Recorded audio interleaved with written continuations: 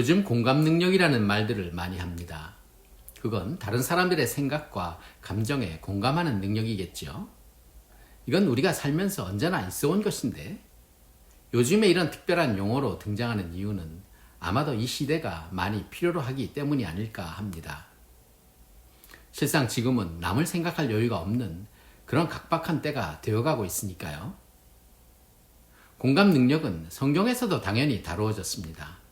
그것이 이웃과의 관계, 사랑을 실천하는 요소이기 때문입니다.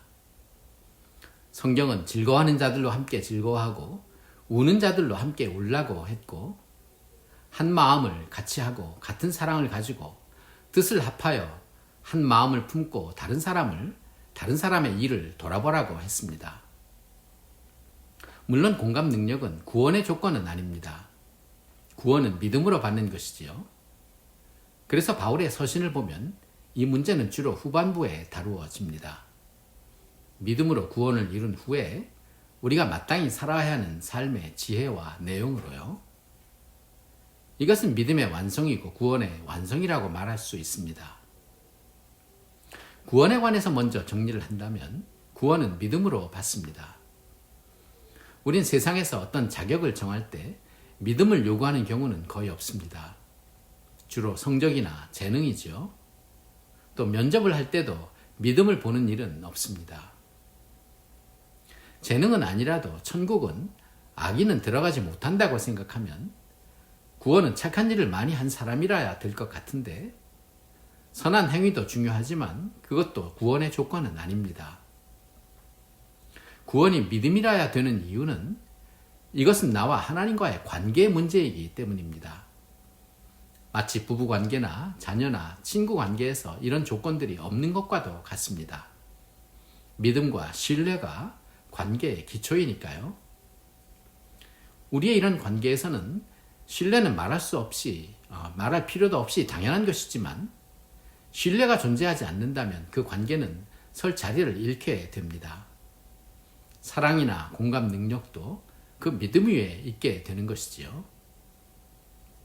우리가 믿어야 한다는 것에 동의해야 하는 중요한 이유는 우리가 확신을 가지고 더욱 적극적으로 믿음의 삶을 살 수 있게 되기 때문입니다. 왜 믿어야 되지? 그게 그렇게 중요해? 이런 마음이 한구석 자리 잡으면 의심의 구름이 늘 어딘가에서 우리를 흔들기 때문입니다. 이것이 기독교의 역사 속에서 언제나 떠나지 않았던 믿음이냐 행위냐의 문제입니다. 이 믿음의 문제를 해결하였다면 이제는 사랑하는 일이 남았습니다. 여기에는 하나님을 사랑하고 이웃을 사랑하라는 예수님의 새 계명이 우리에게 주어집니다. 그리고 그 길목에서 우리가 만나는 것이 바로 이 공감 능력이라고 할 수 있습니다. 그것은 사람들을 존중하고 하나님을 높이는 마음에서 출발합니다. 이 공감 능력은 어느 때보다도 오늘날 선택이 아니라 필수적인 가치로 여겨지고 있습니다. 그리고 이 공감 능력은 다양한 방면에서 나타납니다.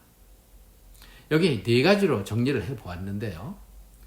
남을 이해하는 능력, 감정을 공유하는 능력, 남을 돕고 섬기는 능력, 그리고 상대방을 믿어주고 신뢰하는 능력, 이 4가지입니다. 나는 이 중에 어떤 것에 강할까? 이것을 생각해 보시면 좋겠습니다. 첫 번째는 다른 사람을 이해하는 능력입니다. 상대를 이해할 때 나는 그를 있는 그대로 용납하고 받아줄 수 있습니다. 이해심을 가지면 관대한 사람이 됩니다. 주님은 너의 관용을 모두에게 알게 하라고 하셨습니다. 이해심을 가지면 화낼 일이 없고 또 상대를 행복하게 해줄 수 있는 방법을 알게 됩니다.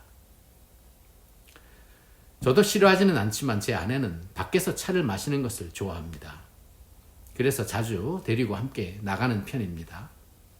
그러면 아내는 많이 행복해하죠. 상대방을 이해하기 위해서는 상대에 대해 잘 아는 것이 도움이 됩니다. 그래서 우리는 상대를 알려고 해야 합니다. 그가 어떤 환경에서 자랐는지, 지금 힘든 일은 없는지, 우리가 바쁜 세상에 그러기가 쉽지 않지만 조금만 마음을 쓰면 그건 오래 시간이 걸리지 않습니다. 그러면 우리는 불쌍히 여기는 마음도 갖게 되고 허물도 덮어줄 수 있습니다. 그리고 나의 말이나 행동을 할 때 상대방이 무슨 생각을 하는지, 무엇을 원하는지, 어떤 감정을 느끼는지 이런 것들을 염두에 두고 하는 것입니다. 내가 이렇게 말하면 상대방이 어떻게 생각할까를 헤아려서 내용과 표현을 삼가서 단어도 잘 선택해야 합니다.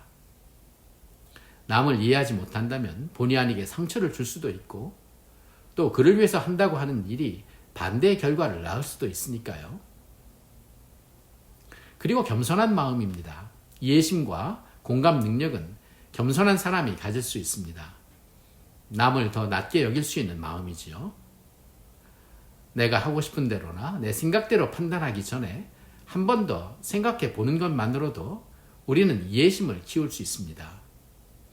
겸손이 성숙한 신앙인 것처럼 남을 생각해 주는 것만큼 나는 성숙해지는 것입니다. 두 번째는 상대방과 같은 감정을 품는 것입니다. 다른 사람의 감정이 내 마음에도 똑같이 전해지는 것인데 이건 흉내를 낸다고 할 수 있는 일도 아닙니다. 혹시 하품을 자주 하십니까? 하품은 전염성이 있다고 하잖아요. 남이 하는 것을 보면 나도 하게 되는데 그래서 주로 공감 능력이 뛰어난 여자가 남자보다 하품을 2배나 많이 한다고 하죠. 지금 같은 세상에서 다른 사람과 함께 같은 마음을 품는 이런 것은 특별하다는 생각이 듭니다. 이런 사람은 남의 일에도 눈물을 많이 흘립니다. 제 친구 목사님 중에는 슈퍼맨 영화를 보면서도 눈물을 흘렸다는 분도 계시고요. 또 잘못 알고 들어간 장례식장인데도 거기서도 눈물을 흘리는 분도 보았습니다. 영화 배우가 슬픈 장면에서 눈이 빨개지면서 눈물을 흘리는 것을 보면 역시 아무나 하는 것은 아니구나 라는 생각이 듭니다. 우크라이나 사태를 전하던 한 여성 앵커분이 생방송을 하던 중에 눈물을 흘렸다는 기사를 봅니다. 무심한 이 시대에 많은 사람의 감성을 다시 불러일으키는 이런 사람은 따뜻한 마음의 소유자가 틀림없습니다. 눈물은 말씀보다도 더 위로하는 능력이 있습니다. 눈물이 꼭 아니더라도 남의 일을 내 일처럼 생각하고 느낄 수 있는 그런 마음을 잃지 마시기를 바랍니다. 또 나아가 남을 돕고 섬기는 능력입니다. 다른 사람의 사정을 그냥 지나치지 않고 나서는 이 사람은 대접을 잘합니다. 또 그것을 귀찮아하거나 힘들어하지 않지요.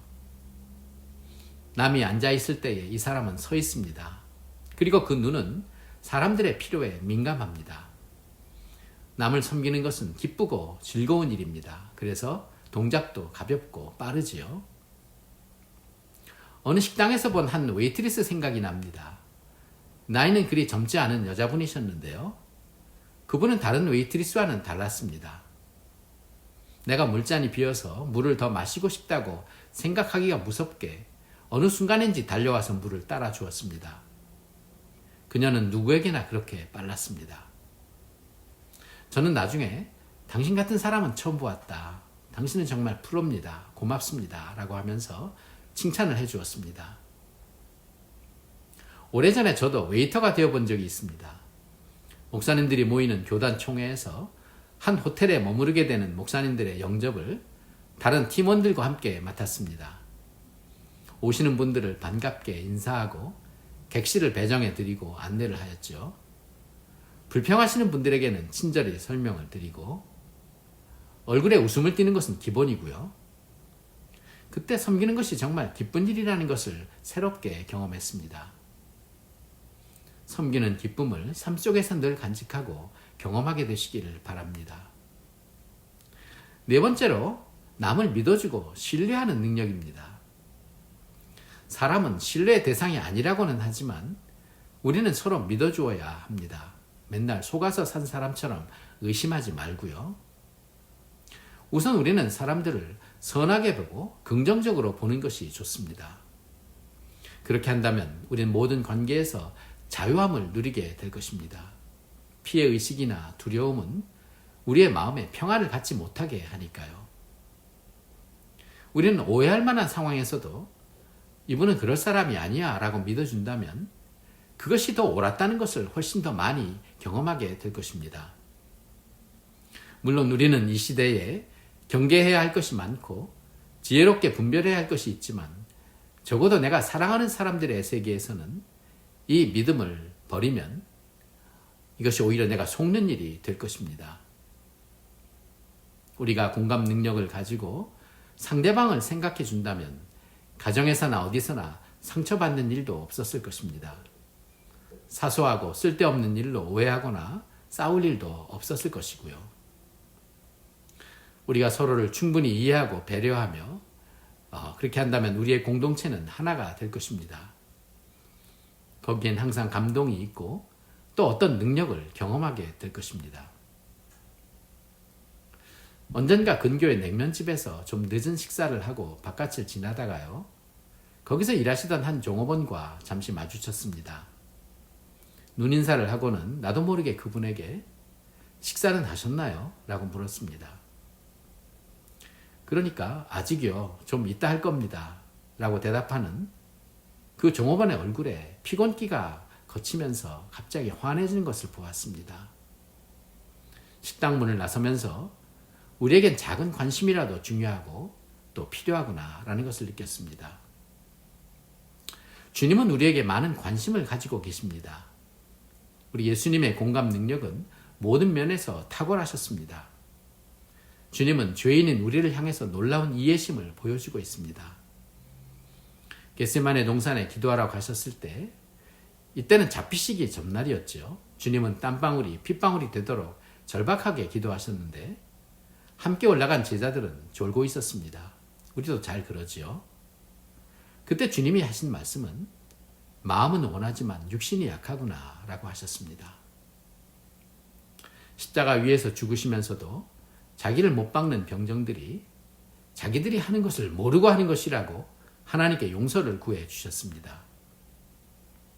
현장에서 잡힌 가늠한 여인을 용서하시고 외로운 삭개오를 뽕나무 위에서 찾아내시고는 그의 집에서 하루를 유하셨습니다.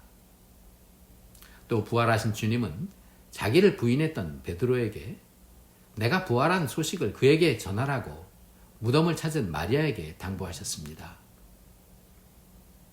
주님은 감정을 나타내시기도 했습니다. 병들고 배고픈 사람들을 만나서 측은히 여기셨고 나사로를 살리러 가셨을 때는 무덤 앞에서 눈물을 흘리시며 우셨다고 하였습니다. 그리고 죄인과 세리의 집을 찾으시면서 그들과 함께 식사도 하시고 기쁨과 슬픔을 나누시면서 교제하셨습니다.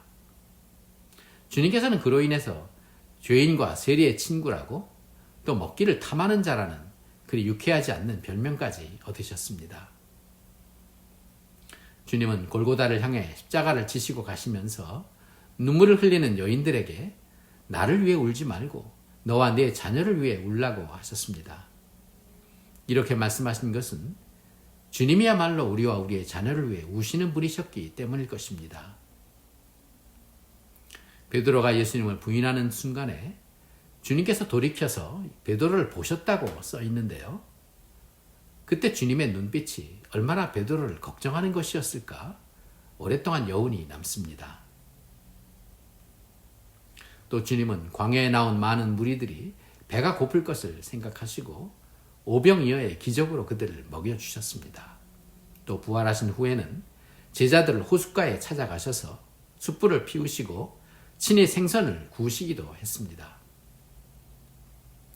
하나님의 아들이 세상에 내려오셔서 죄인들과 소통하시고 마지막에는 우리를 위해 자기를 버려 십자가의 죽음을 선택하셨습니다. 예수님께서 선한 사마리아인의 비유를 말씀하신 것은 그리스도인의 공감 능력에 대해 말씀하신 것입니다. 강도 만난 자를 지나쳤던 제사장이나 레위인, 그들은 하나님을 잘 섬긴다고 하고 남을 가르치는 자들인데 그들은 공감 능력이 없는 사람이었죠. 가르치는 자가 공감 능력이 없으면 그 가르치는 것이 공허해집니다. 주님은 너희도 그런 경우를 만나면 이 사마리아인처럼 그렇게 하라고 하셨습니다. 이 비유의 말씀이 부담스럽지 않으시기를 바랍니다. 또 예수님은 우리를 향해서 언제나 긍정적이셨습니다. 사람들을 판단하고자만 하는 유대인들을 좋아하지 않으셨습니다. 그래서 주님은 믿음을 보이는 자들에게는 언제나 칭찬과 격려를 아끼지 않으셨습니다. 주님께 대한 사랑이 부족했는지 결정적인 순간에 주님을 부인한 베드로에게 3번이나 사랑한다는 대답을 하게 하시고 그를 회복시켜 주십니다. 주님께서 우리를 괜찮다고 하시는데 누가 우리를 뭐라고 하겠습니까? 우리도 하나님께 대한 공감 능력이 필요한 것은 말할 나위도 없을 것입니다. 하나님을 향한 우리의 공감 능력을 성경은 하나님을 경외하는 것이라고 말씀합니다. 모든 일에 하나님을 의식하고 하나님을 높이면서 사는 것입니다. 욥은 그것이 지혜의 근본이라고 했고 시편과 잠언에서도 하나님을 경외하는 것이 지혜의 근본이라고 말합니다. 이것은 내 생각대로 내가 원하는 대로가 아니라 하나님의 뜻대로 하나님이 원하시는 대로 주님께 맞추어서 사는 지혜를 말합니다. 주님 때문에 하고 싶어도 하지 않고 또 하기 싫은 것도 할 수 있는 그런 신앙입니다. 언제나 하나님을 높이고 주님의 영광을 위해 모든 것을 선택하고 결정하는 것입니다. 요셉은 어려서는 이 공감 능력이 떨어지는 사람처럼 보입니다. 형들이 자기에게 절했다는 꿈 이야기를 하면 형들이 어떻게 생각할지, 얼마나 불쾌하고 자존심이 상할지를 헤아리지 못한 게 아닌가 싶을 정도입니다. 결국 형들의 시기심이 그를 팔아버렸으니까요. 그러나 이후에 그는 하나님께 대한 공감 능력을 보여줍니다. 그가 보디발의 집에 있을 때 그의 아내에게 유혹을 받았습니다. 그건 거부하기도 쉽지 않고 오히려 어떤 기회가 되었을 것도 같은데 요셉은 단호하게 그 유혹을 떨쳐버립니다. 그가 그렇게 할 수 있었던 것은 그가 말한 것처럼 내가 하나님께 득죄할 수는 없다. 그는 그 순간에 하나님이 어떻게 생각하실까를 생각한 것입니다. 그때 그런 요셉을 하나님께서 보시지 않으셨을 리가 없습니다. 주님은 하나님을 경외하는 사람에게는 축복을 주신다고 하였습니다. 또 형제를 위하는 것을 주님께서 보시면 기뻐하실 것입니다. 이 시대에 남을 위해서 울고 서로를 섬기는 일이 소중합니다. 코로나 시대에도 이런 일은 우리가 할 수 있습니다.